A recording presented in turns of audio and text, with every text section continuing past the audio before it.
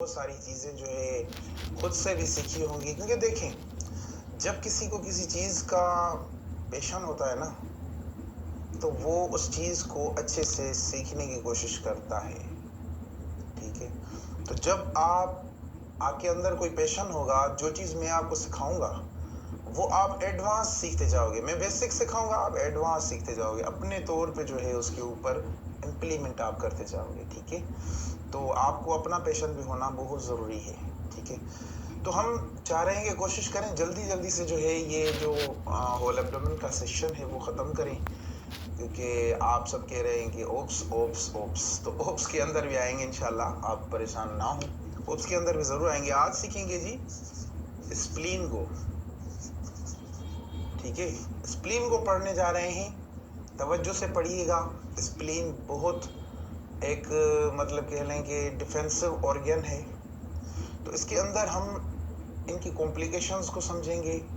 Spleen के अंदर sizes क्या होती हैं नॉर्मल, स्प्लीन के अंदर पैथोलॉजीज हम किस तरह से देखते हैं, और उसके बाद जो है किस तरह से चीज़ें होती हैं। स्प्लीन बेसिकली एक ऑर्गन है जो कि लेफ्ट अपर क्वाड्रेंट के अंदर आता है। अगर आपने एब्डोमिनल रीजन्स के बारे में पढ़ा था तो मैं आपको बता दूं, नहीं तो मैं आपको यहाँ पे स्ट्रक्चर बना के जो है समझा देता हूँ, थोड़ा सा ज़्यादा नहीं। ठीक है जी, अब देखिए, ये फर्ज कर लें ये नाफ है, ये आ गया जी होल एब्डोमेन। ठीक है, इसके अंदर जो रीजन्स मैंने आपको पढ़ाए थे,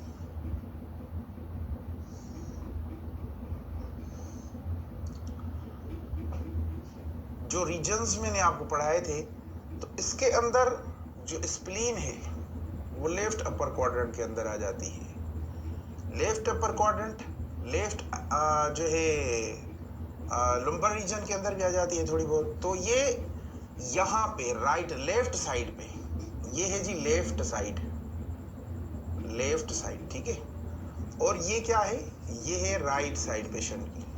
ठीक है,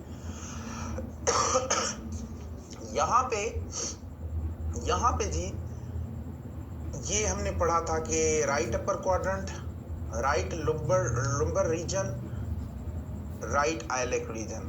इसी तरह से left upper quadrant, left lumbar region, left iliac region. ठीक है, तो अब ये जो स्प्लीन है बेसिकली अब आप समझ चुके होंगे कि कहाँ पे होगी। ठीक है, अब मैं इसे मिटा देता हूँ ताकि मैं इस स्प्लीन का जो है स्ट्रक्चर बनाऊं।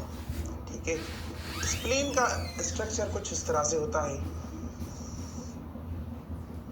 ठीक है जी, ये आ गया जी स्प्लीन का स्ट्रक्चर। अभी मैंने कुछ ठीक बनाया है। ठीक है, तो ये क्या है, ये है स्प्लीन। ठीक है, ये है स्प्लीन। अब स्प्लीन की जो नॉर्मल मेजरमेंट होती है वो हम आगे चल के पढ़ेंगे, लेकिन मैं आपको अब थोड़ा चाहता हूँ कि ये मैंने स्ट्रक्चर आपको दिखा दिया। ठीक है, ये स्प्लीन का स्ट्रक्चर है, ये इस तरह से इसका ऑर्गन होता है। डिजिटल क्लासेस की जानिब जब चलेंगे ना, तो फिर हम स्प्लीन के स्ट्रक्चर को भी अच्छे से समझेंगे और इंशाल्लाह इसको डीपली जाके पढ़ेंगे। ठीक है, तो अब सबसे बड़ी बात यह है कि हम पढ़ने जा रहे हैं कि स्प्लीन के अंदर जो पैथोलॉजीज होती हैं, क्या होती हैं जो पैथोलॉजीज, उनको पढ़ेंगे। पैथोलॉजीज, क्या क्या पैथोलॉजीज होती हैं स्प्लीन के अंदर। ठीक है जी, अब हम इन पैथोलॉजीज को पढ़ेंगे। मैं हर रोज़ चाहता हूं कि आपको अलग अलग से बताऊं, क्योंकि कभी कभी इंसान भूल जाता है। तो मैं आपको ये समझाना चाहता हूं कि pathologies basically disease, pathology basically disease, disease means बीमारियां, बीमारियां। ठीक है, बीमारियों को हम कहते हैं डिजीज। डिजीज मीन्स पैथोलॉजी, क्योंकि ये पैथोलॉजी जो है ये मेडिकल लैंग्वेज के अंदर हम इसे कहते हैं पैथोलॉजीज। ठीक है, तो अब हम पढ़ने जा रहे हैं पैथोलॉजीज। ठीक है, क्या पढ़ने जा रहे हैं, पैथोलॉजीज। स्प्लीन के अंदर मासेस पाए जाते हैं,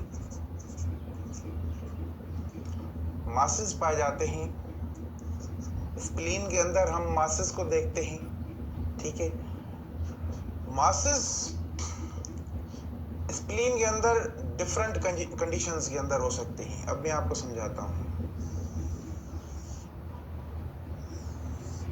कोशिश करते हैं इस स्ट्रक्चर को हम नहीं मिटा दे।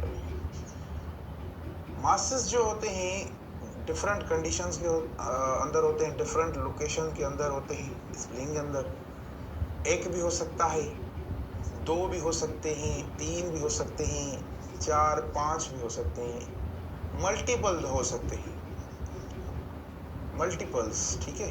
ये बहुत ज़्यादा भी हो सकते हैं। स्प्लीन के अंदर मासेस एक भी हो सकता है, बहुत ज़्यादा भी हो सकते हैं।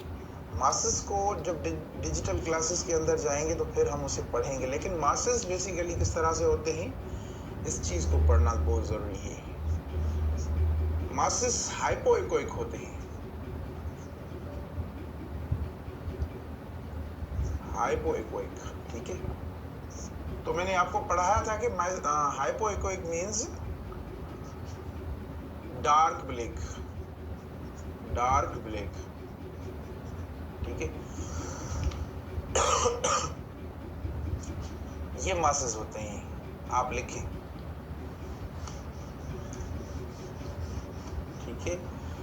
नंबर 2 पे आ जाता है, इसके अंदर सिस्ट होते हैं। स्प्लीन के अंदर सिस्ट होते हैं। सिस्ट भी एक बड़ी खतरनाक बीमारी है, ठीक है। सिस्ट किस तरह से होते हैं अब मैं आपको समझाता हूँ थोड़ा। ये स्प्लीन के अंदर किसी भी अंदर लोकेशन के अंदर हो सकते हैं। ये छोटे भी हो सकते हैं, ये बड़ा भी सिस्ट हो सकता है, ठीक है।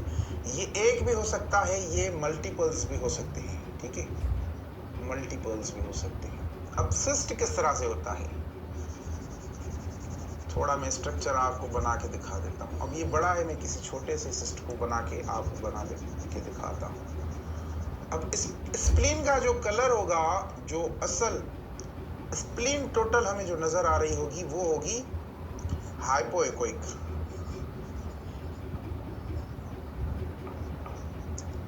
स्प्लीन होगी हाइपोइकोइक।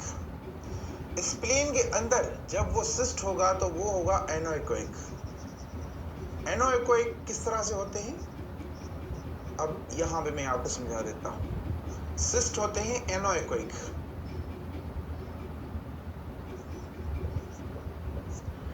एनोइकोइक means black.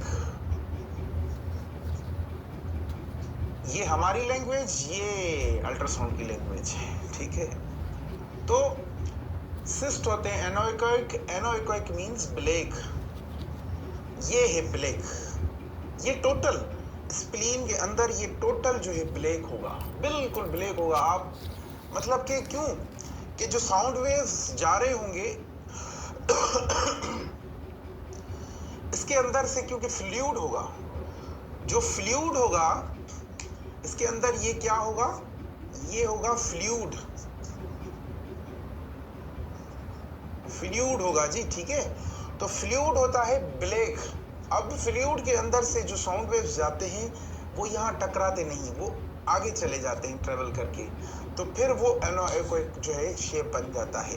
ये हाइपोइकोइक है, थोड़ा जो है मतलब कि सख्त मादा है, तो इससे टकरा के फिर रिफ्लेक्ट होते हैं कुछ साउंड वेव्स, कुछ जो है आगे चले जाते हैं, तो फिर हमें हाइपोइकोइक जो है स्ट्रक्चर मिलता है, ठीक है। तो हाइपोइकोइक स्ट्रक्चर है इसका टोटल। और उसके बाद जो है अगर इसके अंदर कोई सिस्ट आ जाए, कोई एनोइकोइक सी चीज आ जाए, तो वो बेसिकली वो दिस इज सिस्ट। सिस्ट एनोइकोइक होते हैं, एनोइकोइक मींस ब्लैक, ठीक है। तो ये आप लिखते जाएं। अब स्प्लीन का जो कलर है वो आपने समझ लिया कि वो किस तरह से होता है, ठीक है। अच्छा जी, इसके अंदर जो तीसरी पैथोलॉजी है वो क्या है, उसे हम कहते हैं स्प्लीनोमेगली। स्प्लीनोमेगली, ठीक है, स्प्लीनोमेगली। अब इससे क्या होता है, इससे ये होता है कि जो स्प्लीन की साइज है वो इंक्रीज हो जाती है, वो बढ़ जाती है। अब फर्ज कर लें कि ये स्प्लीन है, ठीक है जी। अब ये स्प्लीन है, अब इसकी साइज जो नॉर्मल साइज है हम यहाँ से यहाँ तक मेजरमेंट करते हैं, ठीक है। अब वो नॉर्मल आती है 12 सेंटीमीटर या 120 mm, ठीक है। ज़्यादातर हम सेंटीमीटर ही पढ़ते हैं तो mm को छोड़ देते हैं। ये मैं जस्ट आपको समझाने की वजह से जो है कह रहा हूँ, ठीक है। स्प्लीन की जो नॉर्मल साइज है वो है 12 सेंटीमीटर। अब इससे अगर बढ़ जाती है, वो चाहे 13 सेंटीमीटर आ जाए, वो चाहे 15 सेंटीमीटर आ जाए, वो चाहे 20 सेंटीमीटर आ जाए, वो चाहे 22 सेंटीमीटर आ जाए, ये है स्प्लीनोमेगली, ठीक है। जब आप साइज लोगे, साइज इंक्रीज हो जाएगी, फिर क्या होगा, स्प्लीनोमेगली हो जाएगी। स्प्लीनोमेगली मतलब ये समझिए कि स्प्लीनोमेगली जो होती है उससे ये पता चलता है कि इसकी जो स्प्लीन है वो उसकी जो साइज है वो इंक्रीज हो चुकी है। अब डॉक्टर्स इसकी बाज़ ट्रीटमेंट्स करते हैं तो वो अपने उसके ऊपर जो है डिपेंड होता है। तो दिस इज़ बेसिकली स्प्लीनोमेगली। स्प्लीनोमेगली में साइज जो है जनाब इंक्रीज हो जाती है, ठीक है। अब हम फोर्थ जो पैथोलॉजी है वो पढ़ेंगे, ठीक है। फोर्थ जो पैथोलॉजी है जी वो है हाइड्रेटेड सिस्ट।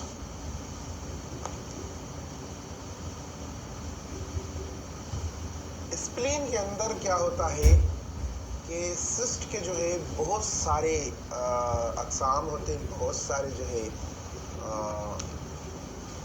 अब नंबर 4 पे जो पैथोलॉजी है उससे हम कहते हैं hydrated cyst. Hydrated cyst, hydrated cyst.